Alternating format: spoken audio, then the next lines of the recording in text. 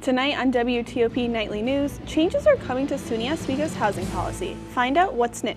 And SUNY Oswego's second open house of the year is tomorrow. What to look out for. Live outside of MCC. As you can tell, it snowed today. I'll have more on my full forecast, but first, WTOP starts now.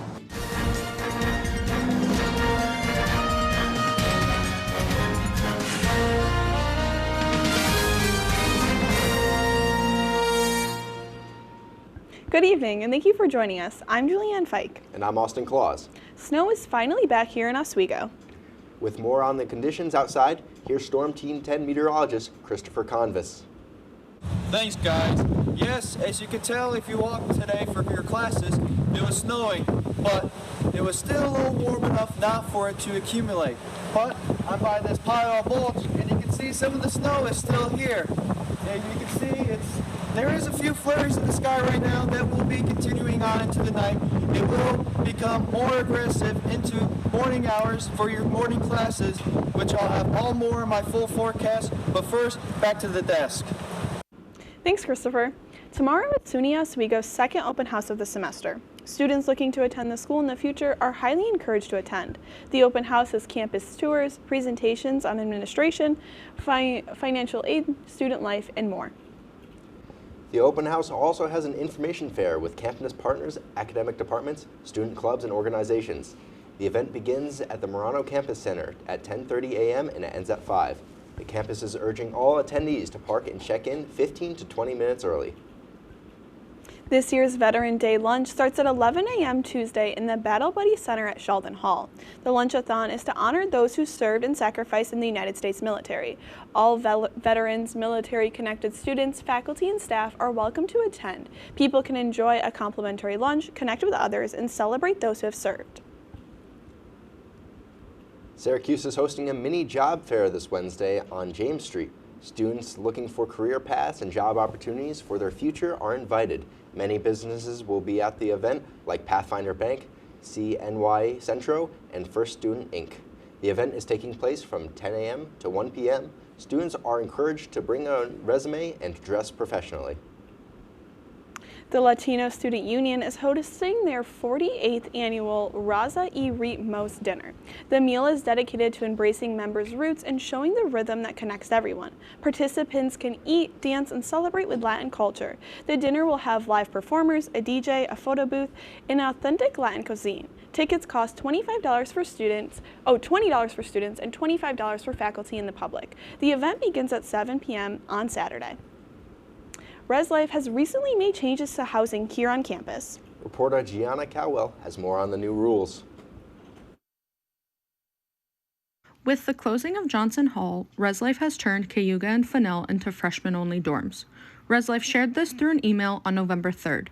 As of right now, residents of those dorms do not know where they will go. Since Fennell is paid singles only, some residents may lose their single dorms and have to move in with a random roommate. Jamie Ryan, a junior and resident of Fennell for the past 2 years, shares her thoughts now. Yeah, I'm nervous that because they are getting rid of a lot of paid single rooms that the chance of me getting one is a lot lower. I'm handicapped, so I have the handicap parking right out front of Fennell, which is really convenient for me. I know Lakeside, a lot of people share the parking, and the parking right out front of the buildings is always full. And it's frustrating because I know they sent out a group email to everybody about priority housing, but it would have been nice if Fennell, people living got a separate email being hey guys, just so you know, because if I didn't go back and read that email, I really wouldn't have known. In the email, ResLife told residents they have to move to a different building at the beginning of the next school year. The Village, Onondaga, Riggs, Scales, and Seneca are now upper division only halls. Residents are still unsure about the process, and ResLife failed to respond for comment. Good luck to those that will be moving. That's all for me. Now back to the desk. Thanks, Gianna. Days after starting her new campaign, Elisa Stepniak has been adding endorsements from her leaders in New York. Onondaga County Executive Ryan McMahon and Oneida County executives were among 9 Central New York leaders to support Stepniak's campaign for governor. Even with the support, she will need to be formally nominated by the GOP representative of the Republican Party. She has been representing New York's 21st Congressional District since 2015. The Rockefeller tree has made its way to New York City and was put in place this weekend. The tree is a 75-foot Norway pine from right outside of Albany. The tree will soon be decorated with over 50,000 LED lights and topped with a 900-pound star. The official tree lighting ceremony will happen on December 3rd, 2025. 2025 will be the 93rd straight year of the tree lighting ceremony.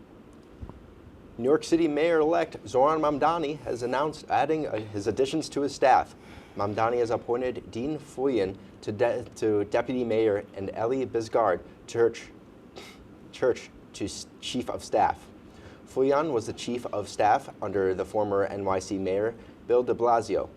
Mamdani has a few appointments left to fill, including NYPD Commissioner.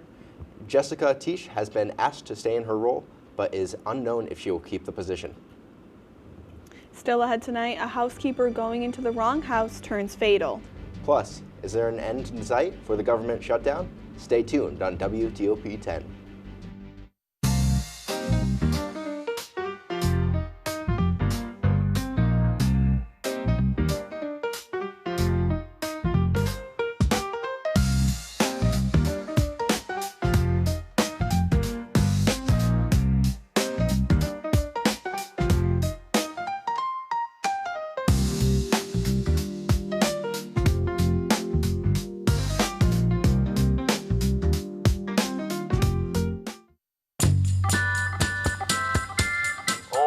But I would have liked to see more on, Putin or something. I don't think he's very nice. He's so annoying, and he's not very funny either. He got that hot dog at one time. I don't know why he would do such a thing. I'm not sure why he's still playing a Nintendo Wii. The Nintendo Wii is so old. I've tried reporting him like 600 times, and nobody's answering my phone calls. Welcome back to the DK experience. Go back to your job. Every NFL fan had played for the last 15 games. They beat. Writing a letter to the NFL fans? Get out of here with that. Let me finish. No, let me finish. Stop. Johnny Manziel, that guy, he's a loser. No, that's.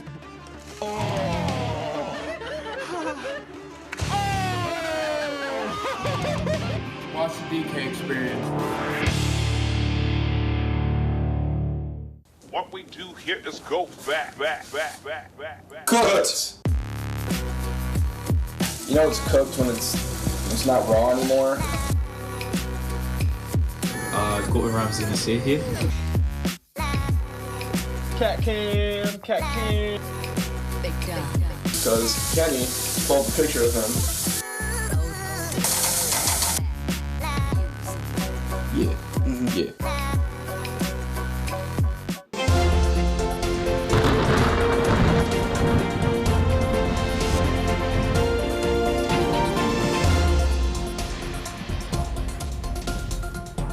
Welcome back to WTOP. I'm meteorologist Christopher Convis with your full weather report. Currently it's 30 degrees. As you saw outside, it was a few flurries in the sky with northwest winds of 11 miles per hour, making that feel like temperature of 20 degrees. Now, as we take a look at our song of the day, today marks the 50th anniversary of the wreck of the Edmund Fitzgerald, which, by the way, Gordon Lightfoot makes a phenomenal song about it. Please check it out. And as we go along, as you can see, we are in a winter storm advisory with these flurries that we are continuing to have. That is in effect right now into 1 p.m. tomorrow afternoon. Which, with these conditions, what to wear and to expect, make sure you got your winter coat, a scarf, and a little winter wool hat for yourself because it's going to be quite breezy tomorrow. As if we take a look at tomorrow, around tomorrow morning, 19-20 degrees, peaking up around 22 miles per hour by the afternoon, going back down into the mid 10 miles per hour tomorrow, Wednesday morning. Taking a look at our futurecast, starting tonight, the snow starts to continue. We're right around that freezing range of 31 degrees, so the snow might not start to stick yet, but it starts to climb even more, where we're at 31 degrees again for tomorrow morning, which we're going to get that accumulation possibly for your morning classes, so be aware when you walk the sidewalks tomorrow. and it'll finally clear out by tomorrow afternoon, and we well above freezing range of 40 degrees. Continuing on into there, we get a wintry mix possibly Tuesday night into Wednesday that could be bringing some mixing showers of ice possibly for you. So snowfall, as these 4 models that we look at, us meteorologists, they're all agreeing around 2 inches. So I'm predicting maybe it'll be just 1 inch, 2 inches possibly for us. Tonight, 28 degrees, snow likely, winds continuing 11 to 18 miles per hour. Tomorrow, for Veterans Day, 41, blowing snow with those high northwest winds of 16 to 21 miles per hour. And as we take a look at our 7-day forecast, you can see temperatures do rise back up for the snow to turn into rain again. 45 degrees. Whiteout weekend, Friday night. Make sure to get your ticket. I got mine this morning. 44 degrees. We do get a slight break from precipitation on Saturday, partly sunny skies. Continue on to Sunday and the Monday. Sadly, though, we do have those showers bringing back, but we could be reaching possibly high 40s, maybe early, low 50s possibly. That's all for my full report. Now back to the desk. Thank you, Chris. There has been major headway in potentially ending the longest government shutdown in the United States history. Ivan Rodriguez has more on last night's vote on the Senate. A Sunday night breakthrough in the Senate is putting Congress on a path to potentially end the shutdown. Our long national nightmare is finally coming to an end. 8 Democratic centrists broke with party leaders to join Republicans in a 60-40 vote to advance a federal funding measure in exchange for a future vote on extending Enhanced Affordable Care Act subsidies. However, Republicans have not guaranteed to extend the health care subsidies that are at the heart of the fight, frustrating party progressives. That is a totally meaningless gesture. You can get 100 votes here in the Senate. Won't mean anything because the House is not going to take it up. But for the senators who chose to break, the compounding impacts of the shutdown, including unpaid federal workers, snarled travel due to air traffic controller shortages, and the loss of critical food assistance through SNAP benefits, pushed them to cut a deal. We need to get the government open because we have millions of Americans who are suffering. If the battle plan isn't working, you change the battle plan, you try another tactic. What Democrats do get out of a deal to end the shutdown includes jobs restored for thousands of federal workers fired during the shutdown, protections against mass federal layoffs through the end of the fiscal year, back pay for furloughed workers, and fund SNAP benefits through the 2026 fiscal year. For the millions of Americans feeling the shutdown pain, the end may finally be near. In Atlanta, I'm Ivan Rodriguez. If the bill is passed by the Senate, it could be sent up to the president as early as next Monday. Department of Homeland Security agents were shot during an ICE operation in Chicago on Saturday. DHS says a man drove by and opened fire at Border Patrol agents, then took off. The agency says a suspect was arrested. Meanwhile, federal agents are accused of using pepper spray and flashbang grenades at protesters all across Chicago. These incidents come as Chicago has emerged as the center of tense standoffs between federal agents and protesters. President Trump has pardoned dozens who tried to overturn the results of the 2020 election. In addition to the false voters, Trump also pardoned his former lawyer, Rudy Giuliani, and former chief of staff, Mark Meadows, both of whom were accused of challenging the results of the election. Many of those pardons had not yet been charged with any crime in federal court. A housekeeper was shot to death in Indiana after going to the wrong house. Maria Florinda Reyes-Petrez was part of the cleaning crew that went to the wrong address. There is now an issue of how to charge the shooter. The case in the hands of Boone County prosecutors Kent Eastwood. This case involves Indiana's castle doctrine laws, which allows homeowners to use deadly force in reasonable to stop unlawful entry. Eastwood says that the decision will not be easy and all evidence will be taken into account. A plane on a hurricane relief mission on its way to Jamaica crashed in Fort Lauderdale. The plane departed from Broward County on Monday morning after the Category 5 Hurricane Melissa hit Jamaica last month. The plane crashed into a pond of a suburb neighborhood. Authorities said the plane went down just minutes after takeoff.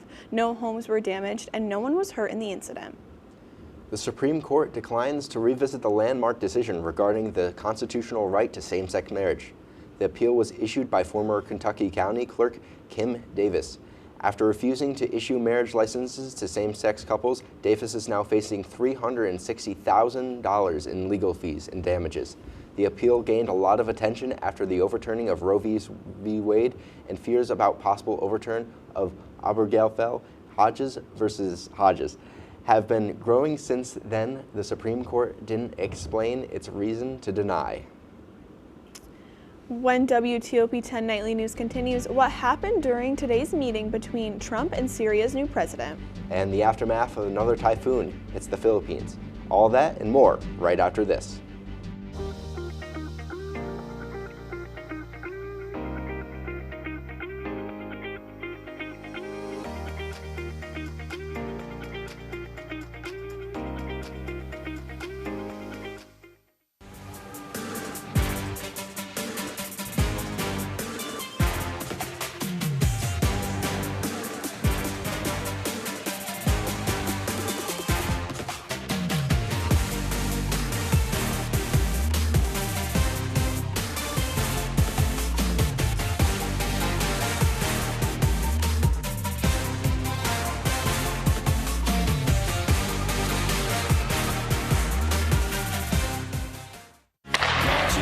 If it's hockey, It's what they score! it's on Hockey Talk.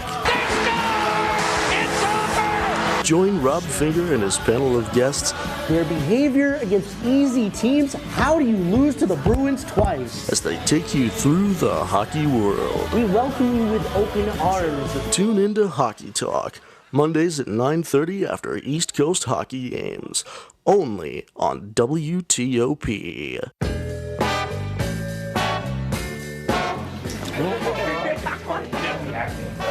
Oh boy!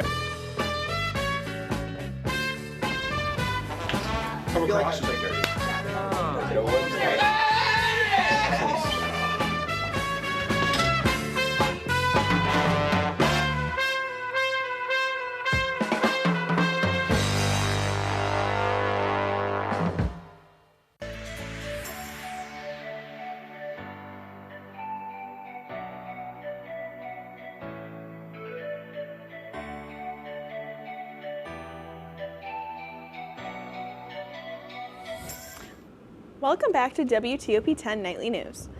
The new Syria President Ahmad Hashara visited the White House today for a meeting with Donald Trump. Trump agreed to continue a suspension of sanctions on the country that has been in place since 2012, and Syria agreed to join an international coalition to combat ISIS. Al-Hashara, who was just recently removed from the official U.S. terrorist list, has been on over 20 foreign trips since becoming the president of Syria in January, after the dictator Bashar al-Assad was overthrown. Canada has lost its measles elimination status from a major outbreak centered in Ontario. The outbreak has contributed to over 5,000 cases in the country this year, a figure more than double the cumulative mark for the previous 25 years. To regain elimination status, Canada must interrupt transmission of the virus's current strain for at least 1 year. A car explosion in Delhi near the Red Fort Historic Monument killed at least 10 people and badly injured at least 30 this morning. The car stopped at a red light near a metro station and exploded, setting at least 9 other vehicles on fire.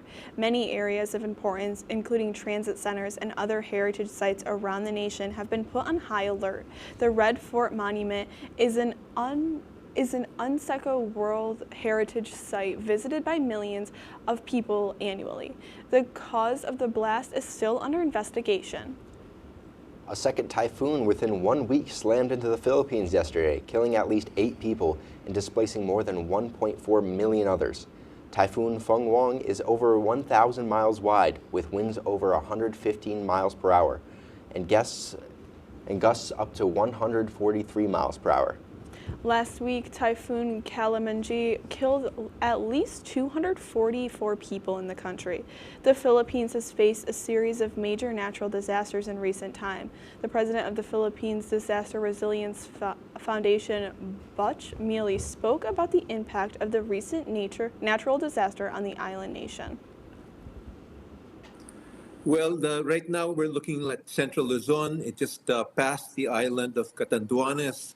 We've already got some damage reports over there. And you have to understand, Polo, this is our fourth typhoon, major typhoon in a row. We've had 2 earthquakes. This has all happened in the last 6 to 7 weeks. So we've been responding, and we've got a 24-hour operations center set up in Clark, 2 hours outside of Manila. But our funds are starting to get exhausted because of the number of emergencies.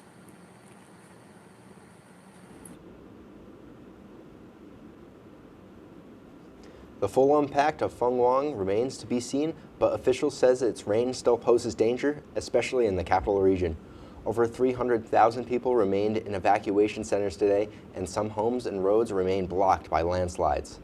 The country has been in a state of emergency since last Thursday and continues in countries including the United States and Japan, ready to provide assistance should the nation request it. The annual climate conference COP kicked off its 30th edition today in Brazilian city of Belém. The conference president promised that this year's conference would be the, quote, COP of the truth. The United States was notable absence on the first day, and the U.S. is not expected to send any high-level officials to the meeting. Last year's conference saw an agreement for a $300 billion climate finance funding for developing nations, but also featured a setback in language related to the elimination of fossil fuels. With Whiteout weekend right around the corner, the hockey boys prepared for taking on Brockport. Here's WTOP-10 sports reporter Kelly C. with more details. Thanks, guys. On Saturday, November 8th, the Oswego men's hockey team faced off with Brockport in what ended up being an exciting match from the first puck drop to the final buzzer. Not only did this phenomenal display of athletics from the Lakers, it was a military appreciation night, where the team honored with new jerseys and an honorary puck drop before the game started. Alongside this, during the period breaks, there was a veteran highlighted and honored. Within the first 5 minutes, the Lakers asserted their dominance with a shot from Ryan Bjork flying past the Brockport defense. The Lakers worked together seamlessly for the rest of the game on both ends of the ice. The defense was just as strong as their offense, with goalie Michael Manzi saving a total of 20 shots, only letting 1 goal get scored by the Brockport Eagles.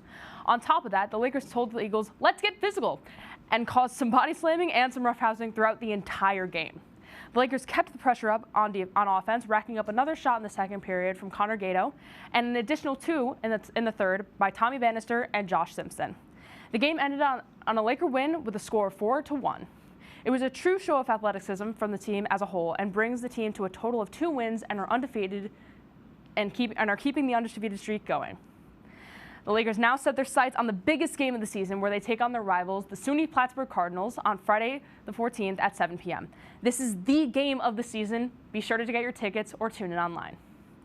Coming up after the break, Casey DeSell will take you through SUNYAC Awards and some NFL news.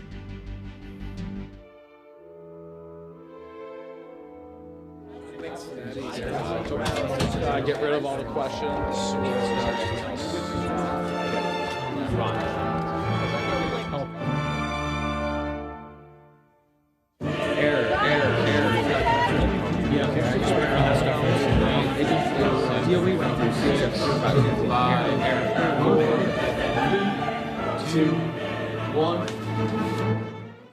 If only we had someone who could tell us what we should and shouldn't watch. Well, do we have a show for you? Who are you? What are you doing in my bed? On Be Kind and Rewind, we will go through and review all your favorite movie franchises. And tell you which ones you should and shouldn't watch from the perspective of normal movie fans. Well, be sure to check out Be Kind and Rewind on WTOP-10.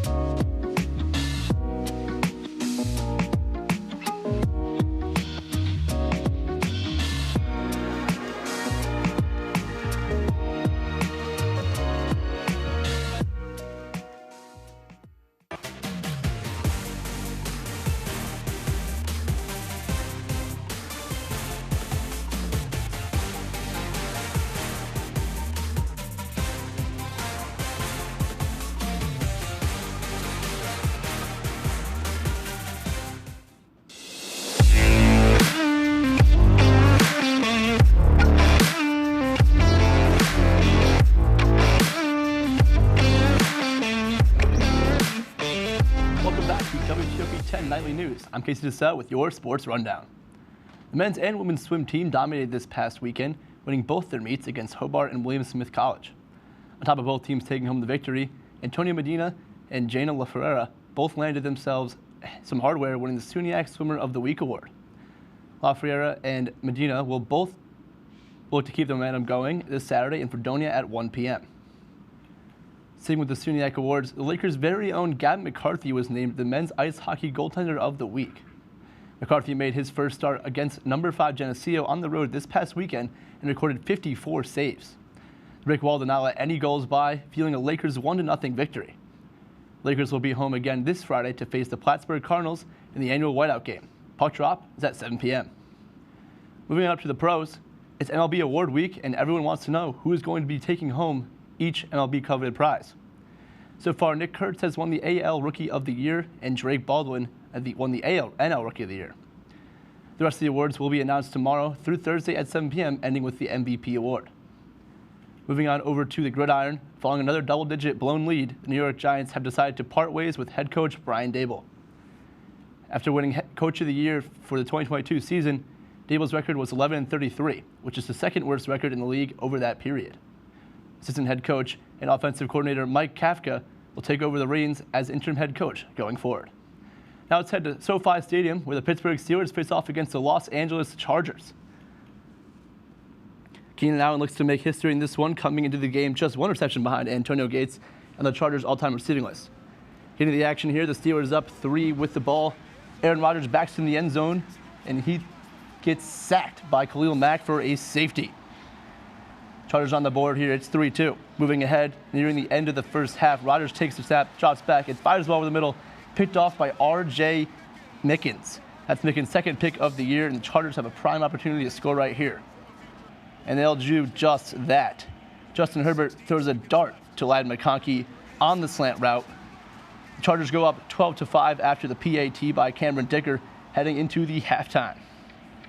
Now in the fourth quarter, Herbert drops back and finds McConkey again, and this time McConkey gets to show off that lightning speed. But it's not fast enough as Jalen Ramsey will catch up to him and bring him down. Chargers are in a prime spot to score once again here in the fourth quarter. First and goal for the Chargers, and Kamani Vidal gets the handoff, runs through a defender, and into the end zone. Chargers score again. Now it's time for some history, as Keenan Allen will get a touch pass here from Herbert. And that will surpass Chargers legend Antonio Gates on the all-time Chargers reception list, giving him the most receptions of all time with 956. Chargers will celebrate that record, and they'll also celebrate the win, winning 25-10 over the Pittsburgh Steelers, improving to 7-3, and the Pittsburgh Steelers will fall to 5-4. Thanks, Casey. A beloved show among generations of children is celebrating its birthday. Today, Sesame Street turned 56. The first episode aired on November 10th, 1969. The former documentary producer Joan Cooney wanted to create a show for preschoolers that was both educational and entertaining. It's estimated that the beloved show has brought over 80 million Americans since its debut. Who is your favorite residents of Sesame Street? I'd have to say Big Bird. I would say Big Bird. I like Grover. He's quite funny. I would say Grover as well. Yeah, I know there's a lot of Oscar the Grouch fans out there. Would you like to do a final weather? Yes, so as I said, yes, snow will be returning tonight, accumulating into the morning. I don't know, I'm pretty excited. I know some of you guys are like, it's too early for this, but I'm ready for any time. After November hits, it's snow season, it's winter season here. Yes. Do you have anything to tell us about sports? Well, we have the big whiteout weekend this coming up on Friday. I mean, let's go Lakers, taking on the Cardinal Plattsburgh. Got my ticket already. Yes, that's a report for tonight. Be sure to stay tuned for Lakers Showdown. Thank you for watching. Have a great night.